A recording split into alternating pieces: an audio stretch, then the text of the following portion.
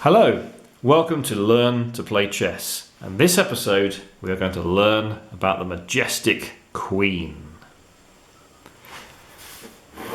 Let's just recap where we've got to. Pawns on the front row can only go forward, can't capture a piece going forward, can only go one square at a time. They can capture by going diagonally forward, but they can't go diagonally any other time. And on the first go, and the first go only, they can go one or two places forward. We learnt about the rook. The rook can go forwards, backwards, left and right in those straight crisscross lines. It can go as many squares as you want until it hits a piece. Of course, if it's coming back to your piece, it can't hit your piece. It's got to stop just in front, just to the side. We learnt about the knight. The knight is the only piece that can jump, but it's got to go two and then one to the side. And it can capture the piece on the end. It can jump over your own pieces. It can jump over other pieces. We learnt about the bishops. They can go diagonally, like the rook, as any number of squares as you want. One stays on the white, one stays on the black. Where does the queen go? The last two pieces are king and queen. We've been getting it really easy so far, putting out the rooks and the knights and the bishops. We've just been making our way in from the edges. Which of these two squares does the queen go on?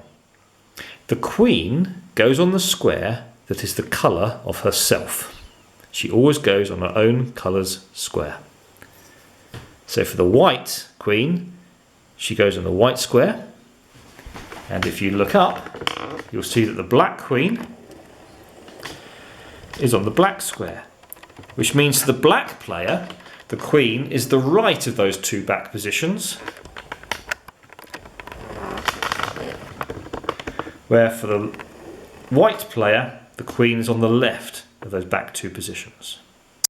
But what can the queen do? Well, listen, if you already know the moves of the rook and the moves of the bishop, then the queen is going to be easy, because the queen can do both.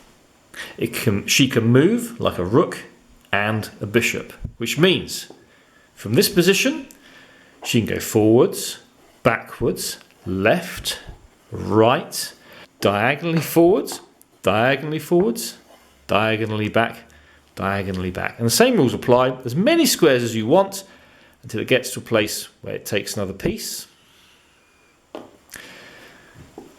And of course it can't take your own piece, it's got to stop before then. So you can move her wherever you like.